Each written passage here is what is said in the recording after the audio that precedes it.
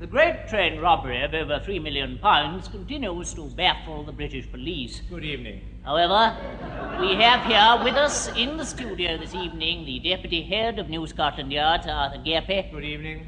And I'm going to ask him just a few questions about the train robbery. Good evening. Good evening, Sir Arthur. Good evening. I'm going to ask you just a few questions about the train robbery, if I may. Good evening. Well, I'd like to make one thing quite clear at the outset. When you speak of a train robbery, this in fact involved no loss of train.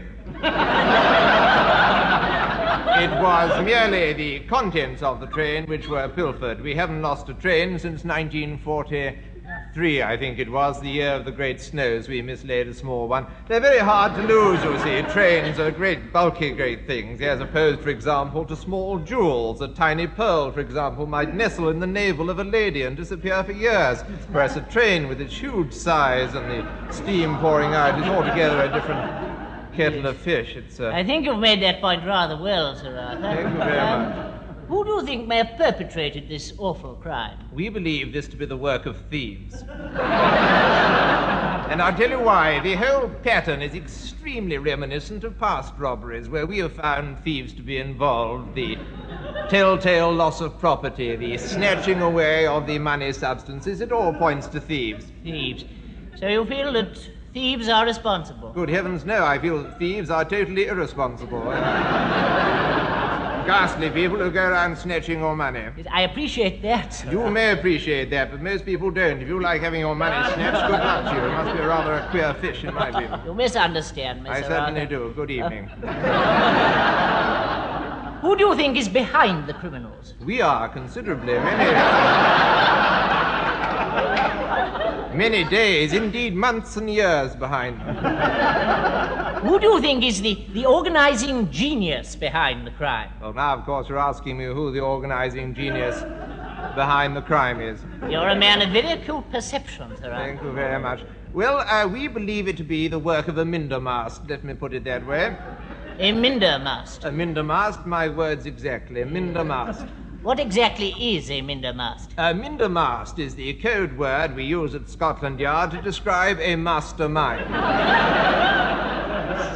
We don't like to use the word mastermind as that depresses the men. Oafish lot of louts if ever I saw any. Ghastly great yobs. I see. But we are, however, using the wonderful detection equipment known as the identikit. Are you familiar with the identikit? Oh, isn't it where you piece together the face of the criminal, is that right? Not entirely, no. We're only able to piece together the appearance of the face of the criminal. We can't actually piece the face itself together. I wish we could, of course, because once you've captured the criminal face, the other criminal parts aren't hard to find. The criminal body is situated directly below the criminal face, joined, of course, by the ghastly, scrawny, and altogether obnoxious criminal neck.